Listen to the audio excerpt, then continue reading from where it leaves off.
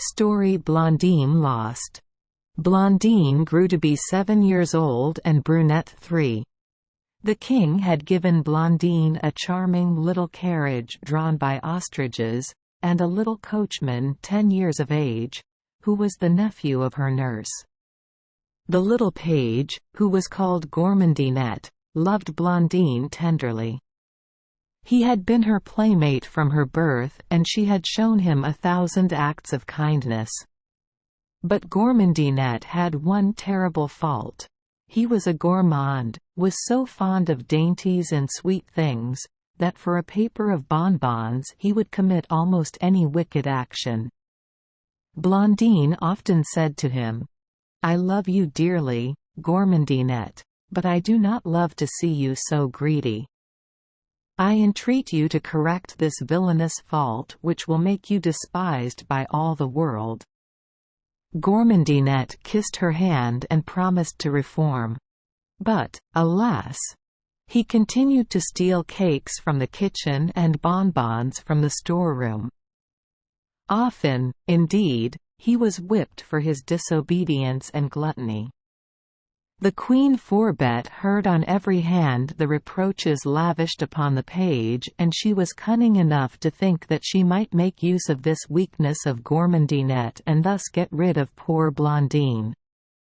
The garden in which Blondine drove in her little carriage, drawn by ostriches and guided by her little coachman, Gourmandinette, was separated by a grating from an immense and magnificent forest, called the Forest of Lilacs because during the whole year these lilacs were always covered with superb flowers.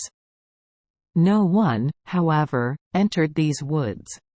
It was well known that it was enchanted ground and that if you once entered there you could never hope to escape. Gourmandinette knew the terrible secret of this forest. He had been severely forbidden ever to drive the carriage of Blondine in that direction lest by some chance Blondine might pass the grating and place her little feet on the enchanted ground. Many times the King Benin had sought to build a wall the entire length of the grating or to secure it in some way so as to make an entrance there impossible. But the workmen had no sooner laid the foundation than some unknown and invisible power raised the stones and they disappeared from sight. The Queen Forbette now sought diligently to gain the friendship of Gourmandinette by giving him every day some delicious dainties. In this way she made him so complete a slave to his appetite that he could not live without the jellies, bonbons and cakes which she gave him in such profusion.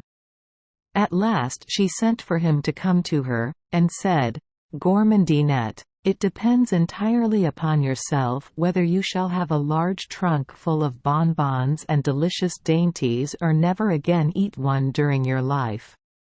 "Never again eat one? Oh, madam, I should die of such punishment. Speak, madam. What must I do to escape this terrible fate?" "It is necessary," said the Queen, looking at him fixedly, "that you should drive the Princess Blondine near to the Forest of Lilacs." "I cannot do it, madam. The King has forbidden it." "Ah! You cannot do it. Well, then, adieu. No more dainties for you. I shall command every one in the house to give you nothing." "Oh, madam," said Gourmandinette, weeping bitterly, "do not be so cruel. Give me some order which it is in my power to execute. I can only repeat that I command you to lead the Princess Blondine near to the Forest of Lilacs, that you encourage her to descend from the carriage, to cross the grating and enter the enchanted ground." "But, madam," replied Gourmandinette, turning very pale, "if the princess enters this forest she can never escape from it. You know the penalty of entering upon enchanted ground. To send my dear princess there is to give her up to certain death." "For the third and last time," said the Queen, frowning fearfully, "I ask if you will take the princess to the forest?" Choose either an immense box of bonbons which I will renew every month, or never again to taste the delicacies which you love. But how shall I escape from the dreadful punishment which His Majesty will inflict upon me? Do not be disquieted on that account. As soon as you have induced Blondine to enter the forest of lilacs, return to me. I will send you off out of danger with your bonbons, and I charge myself with your future fortune. Oh, madam, have pity upon me. Do not compel me to lead my dear princess to destruction, she who has always been so good to me. You still hesitate, miserable coward. Of what importance is the fate of Blondine to you?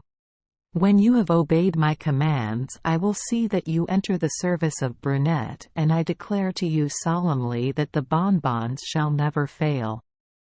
Gourmandinette hesitated and reflected a few moments longer and, alas! At last resolved to sacrifice his good little mistress to his gluttony. The remainder of that day he still hesitated, and he lay awake all night weeping bitter tears as he endeavored to discover some way to escape from the power of the wicked queen. But the certainty of the queen's bitter revenge if he refused to execute her cruel orders, and the hope of rescuing Blondine at some future day by seeking the aid of some powerful fairy, conquered his irresolution and decided him to obey the queen. In the morning at 10 o'clock, Blondine ordered her little carriage and entered it for a drive, after having embraced the king her father and promised him to return in 2 hours. The garden was immense. Gourmandinette, on starting, turned the ostriches away from the forest of lilacs. When, however, they were entirely out of sight of the palace, he changed his course and turned towards the grating which separated them from the enchanted ground. He was sad and silent. His crime weighed upon his heart and conscience. "What is the matter?" said Blondine, kindly. "You say nothing. Are you ill, Gourmandinette?" "No, my princess, I am well. But how pale you are! Tell me what distresses you, poor boy, and I promise to do all in my power to make you happy." Blondine's kind inquiries and attentions almost softened the hard heart of Gourmandinette. But the remembrance of the bonbons promised by the wicked queen, Forbette, soon chased away his good resolutions. Before he had time to reply, the ostriches reached the grating of the forest of lilacs. "Oh, the beautiful lilacs!" exclaimed Blondine. "How fragrant, how delicious! I must have a bouquet of those beautiful flowers for my good papa. Get down, Gourmandinette, and bring me some of those superb branches." "I cannot leave my seat, princess. The ostriches might run away with you during my absence." "Do not fear," replied Blondine. "I could guide them myself to the palace. But the king would give me a terrible scolding for having abandoned you, princess. It is best that you go yourself and gather your flowers." "That is true. I should be very sorry to get you a scolding, my poor Gourmandinette." While saying these words she sprang lightly from the carriage, crossed the bars of the grating and commenced to gather the flowers. At this moment, Gourmandinette shuddered and was overwhelmed with remorse. He wished to repair his fault by calling Blondine, but although she was only 10 steps from him, although he saw her perfectly, she could not hear his voice, and in a short time she was lost to view in the enchanted forest. For a long time Gourmandinette wept over his crime, cursed his gluttony, and despised the wicked Queen Forbette. At last he recalled to himself that the hour approached at which Blondine would be expected at the palace. He returned to the stables through the back entrance and ran at once to the queen, who was anxiously expecting him. On seeing him so deadly pale and his eyes inflamed from the tears of awful remorse, she knew that Blondine had perished. "Is it done?" said she. Gourmandinet bowed his head. He had not the strength to speak. "Come," said she, "behold your reward." She pointed to a large box full of delicious bonbons of every variety. She commanded a valet to raise the box and place it upon one of the mules which had brought her jewelry. "I confide this box to Gourmandinet, in order that he may take it to my father," she said. "Go, boy, and return in a month for another." She placed in his hand at the same time a purse full of gold. Gourmandinet mounted the mule in perfect silence and set off in full gallop.